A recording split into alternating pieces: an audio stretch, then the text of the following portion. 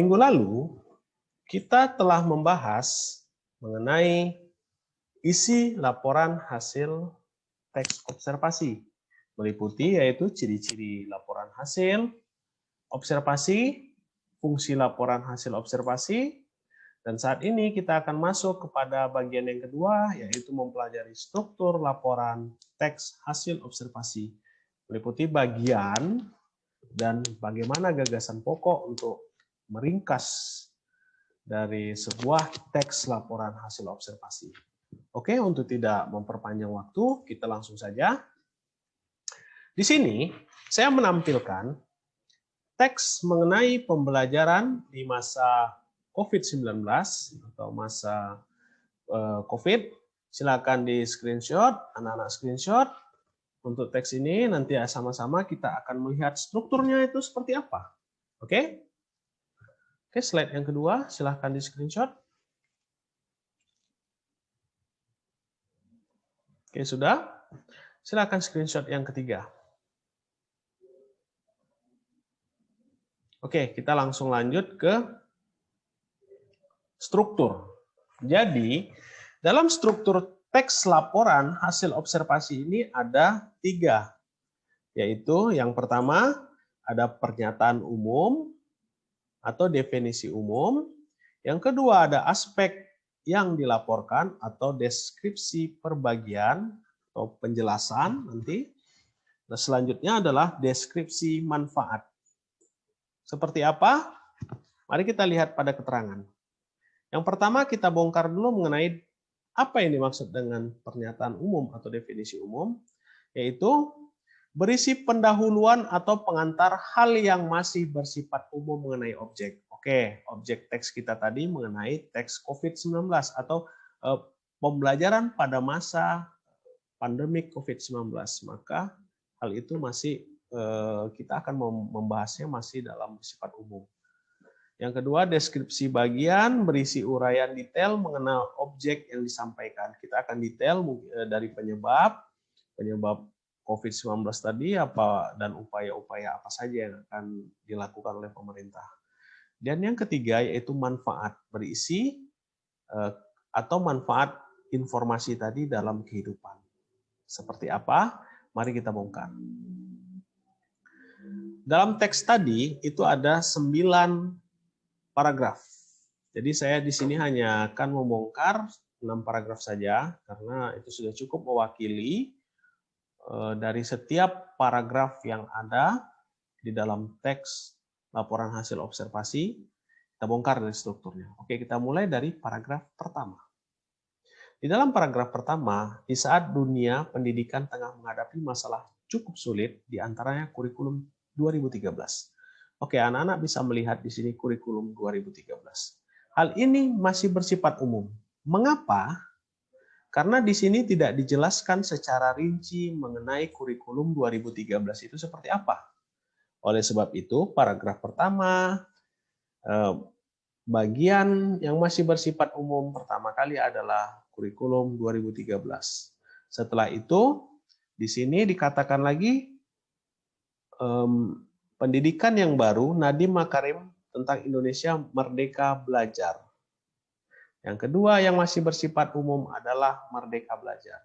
Mengapa? Karena di sini masih belum dijelaskan apa yang dimaksud dengan Merdeka Belajar.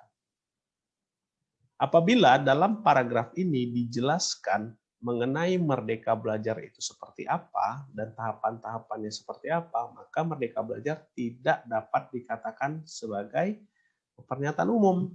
Nah, oleh sebab itu, karena di sini tidak ada dijelaskan, maka dia masih bersifat umum. Dan yang ketiga, yaitu kurikulum penyederhanaan kondisi darurat. Nah, mari kita lihat. Melakukan penelitian akan diberikan kepada peserta didik. Permasalahan-permasalahan tersebut merupakan tantangan meningkat mutu pendidikan. Jadi kurikulum ini penyederhanaannya masih kondisi darurat, masih bersifat umum. Tidak ada penjelasan lebih rinci mengenai penyederhanaan kondisi darurat. Oke, kita lanjut ke paragraf kedua. Mengapa ini masih bisa bersifat umum? Wabah COVID-19 tidak kunjung usai. Oke. Ini dia, kalau di dalam paragraf kedua, posisinya, mengapa dikatakan masih bersifat umum? Karena tidak dijelaskan penyebab dari wabah COVID-19 yang tidak kunjung usai ini, tidak ada di sini dijelaskan mengapa penyebabnya. Dan yang kedua, yaitu definisi COVID-19 sebagai bencana nasional. Di sini juga tidak dijelaskan COVID-19 sebagai bencana nasional, mengapa dia bisa dikategorikan ke dalam kondisi bencana nasional. Usaha pemerintah di sini juga dikatakan hanya menghimbau masyarakat untuk melakukan physical distancing. Di sini juga tidak dijelaskan mengapa harus dilakukan seperti ini. Jadi hal ini termasuk dalam struktur teks laporan observasi yang masih bersifat definisi umum. Oke? Oke, kita lanjut ke yang kedua. Struktur yang kedua, yaitu aspek tertentu atau deskripsi bagian. Dia menjelaskan secara rinci. Di sini dikatakan yaitu guru aliterat.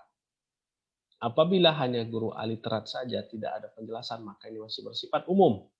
Tetapi di sini diberitahukan bahwa guru aliterat adalah guru yang tahu IT dan paham IT, tetapi jarang atau tidak memanfaatkan teknologi dalam pembelajaran kepada peserta didik.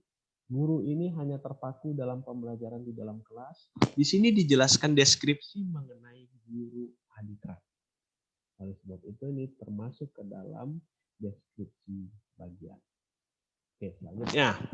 Untuk di paragraf ke-6, guru iliterat adalah guru yang buta IT. Nah, di sini dia menjelaskan mengenai guru iliterat.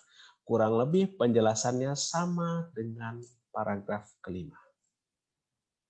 Oke, kita masuk lagi ke paragraf ke-8 dan ke-9. Di sini menjelaskan deskripsi manfaat. Yang mana deskripsi manfaat itu? Nah, para guru diminta membuat rencana. Hal ini bukanlah hal mudah. Awalnya menyenangkan, di sini manfaatnya apa? Dikatakan bahwa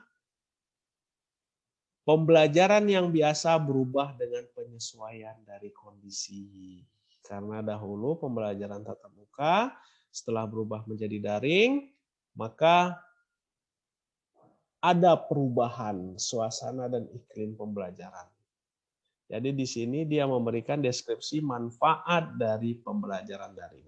Tapi bukan hanya manfaat yang dijelaskan di sini, tetapi juga ada dampak negatifnya juga, yaitu peserta didik menjadi jenuh dan bosan. Jadi di situ ada segi manfaat dan segi negatif dari pembelajaran daring. Oke, kita kembali ke paragraf ke-9. Apa yang dimaksud dengan apa yang menjadi paragraf ke-9 ini dikatakan ke dalam struktur teks laporan hasil observasi dalam bagian deskripsi manfaat. Oke, kita lihat. Di sini berupa pemaparan di balik pandemik ada manfaat yang dipetik. Ini dia kata kuncinya. Oke, saya rasa paham ya. Yang pertama itu tadi adalah yang bersifat umum. Dan yang kedua, mengapa dia bersifat umum? Karena tidak ada penjelasan lebih lanjut. Itu singkatnya. Yang kedua, deskripsi bagian, dia ada kata yang bersifat umum, tetapi dia jelaskan lebih terperinci. Contohnya tadi guru aliterat dan guru iliterat.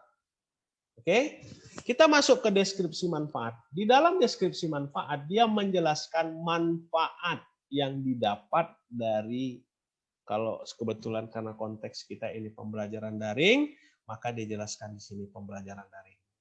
Mana mereka di sini ada manfaatnya apa? Guru pembelajaran yang biasa berubah dengan penyesuaian kondisi. Nah, kalau ini lebih jelas lagi nih paragraf ke-9 karena ada kata-kata ini lebih mudah kita jumpai, yaitu diambil manfaatnya, yaitu kesiapsiagaan. Oke. Untuk pertanyaan lebih lanjut, apabila anak-anak ada pertanyaan, nanti bisa hubungi saya melalui WA. Oke, kita lanjut ke pembelajaran kita yang terakhir dalam poin bagaimana cara kita untuk meringkas teks laporan hasil observasi. Jadi ini banyak pertanyaan. Apa sih perbedaan teks eksposisi dan observasi? Nah, itu ada banyak pertanyaan.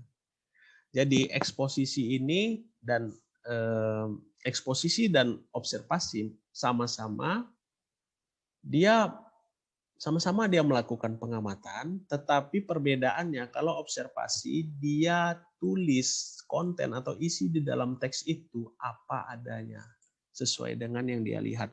Sedangkan eksposisi dia memasukkan pendapatnya. Jadi kalau observasi dia sama sekali tidak ada memasukkan pendapatnya, apa yang dia lihat itu yang dia tulis. Sementara eksposisi dia boleh memasukkan pendapat dia terhadap apa yang dia amati. Nah, itu perbedaannya. Oke, kalau samanya sama-sama mengamati, kurang lebih seperti itu. Jadi untuk kita meringkas laporan hasil observasi ini bagaimana? Ini saya contohkan tadi dalam teks tentang corona tadi. Ada 9 paragraf. Caranya bagaimana? Ambil gagasan pokok di setiap paragraf yang ada, kamu susun. Nah, kalau ada 9, maka 9 paragraf, maka 9 pula gagasan pokoknya. Ini contohnya. Kemudian setelah dikumpulkan, barulah diringkas, dibuat ke dalam paragraf. Cukup mudah ya. Kurang lebih seperti itu pembelajaran kita hari ini. Apabila ada pertanyaan, silahkan hubungi saya melalui WA ataupun email atau telepon saya, karena sudah saya berikan juga. Sekian dari saya. Apabila ada kata-kata yang salah, mohon dimaafkan. Wabillahi taufiq wal hidayah. Assalamualaikum warahmatullahi wabarakatuh.